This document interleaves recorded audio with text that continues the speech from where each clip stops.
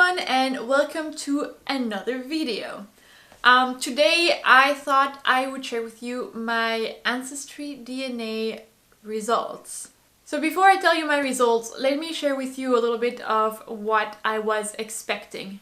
Now, my mom's side is Spanish and my dad's side is French, but my dad's side also has Spanish ancestry. And my great-grandmother on my dad's side did not know who her father was, so there's a whole branch missing.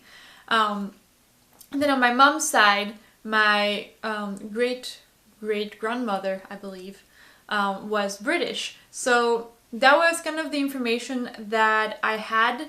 So what I was expecting to see was definitely Iberian, like Spain, Iberian Peninsula. I knew that was going to be definitely there. I was obviously expecting to see West Europe, which is where France is. And then the thing is, my grandpa, even though he was from Spanish ancestry, he was born and raised in Algeria. And he was not the first generation there. His parents were already there, and I don't know, I think it was at some point in the 19th century. I think, I might be wrong. I think his ancestors moved from Spain to Algeria. And so, you know, my grandpa passed away when I was in high school, and he had Alzheimer's, so there's a lot of things that I don't know about that side of the family either. So I was wondering if maybe there would be some North African ethnicity in there as well. So yeah, that was kind of what I was expecting. I also expected a little percentage of British, if that, because the way it works is that you get 50% of your DNA from your dad and 50% from your mom. And so your mom got 50% from each of her parents, etc., etc. So it dilutes every time that it goes to the next generation. So you know, my mom has my mom's grandmother was part British, and you know, if that part of the DNA was not passed down to my mom, I wouldn't get any British. So that's why I wasn't really expecting to have a lot of British in my DNA results. But yeah, so now let me tell you what I got. Some of it was what I expected, and some of it was definitely surprising to me. As you can see in the results, I am more than half, my DNA is more than half predominantly like Spanish, Iberian Peninsula, which is unsurprising given that, you know, both sides of my family have ancestry from that region. Now the thing that you have to keep in mind is that these groups of DNA, even though they're predominant in the region, you know, that they say, you can also find that type of ethnic groups in other countries of Europe. So for example, if you have Iberian Peninsula DNA, you can also find that DNA in France, in Morocco, in Algeria. So it's not just the Iberian Peninsula, it's just predominantly found in that region. So the second group, though, that is the one that surprised me the most. Well, one of the things that surprised me, because the only British that I know of is, you know, on my mom's side, and it's like great-great-great-grandmother, I think. And yet, you know, this is the second largest ethnic group that I have in my DNA, and my mom took the test at the same time I did. And she has less percentage of Great Britain than I do.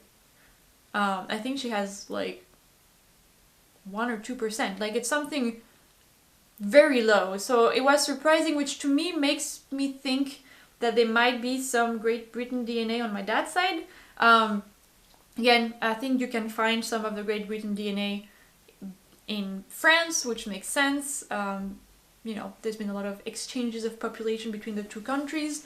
The third largest ethnic group that I have in my DNA test is Ireland, Scotland, and Wales. Same thing, I was a little bit surprised because that I know of, I don't have any ancestors from that area.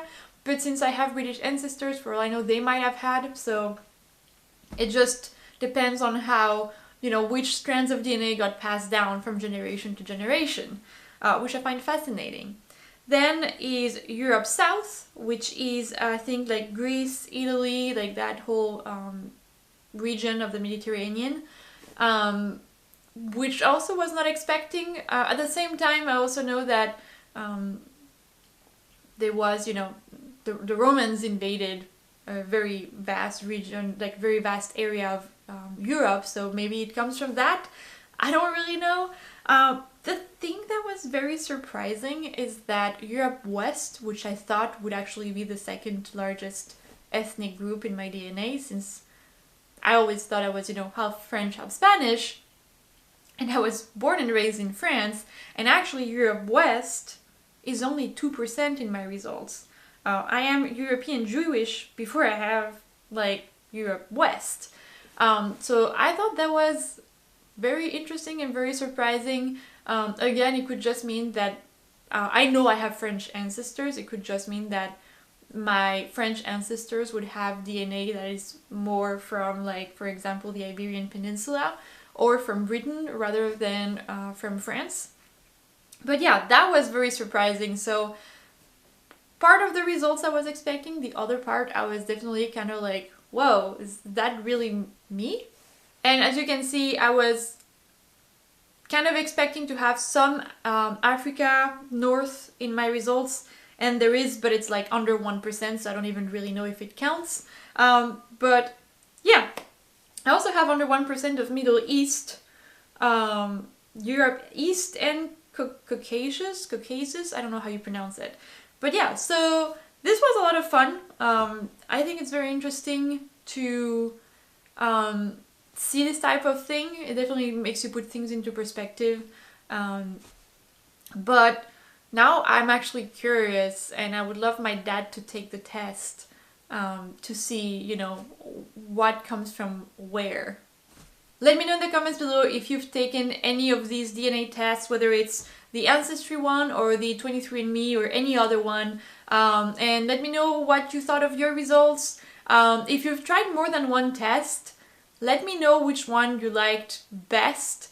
I'm curious. I don't know if I'm willing to pay for another test just yet, but I think it could be interesting. Thank you so much for watching. Don't hesitate to subscribe, and I will see you in the next one. Bye!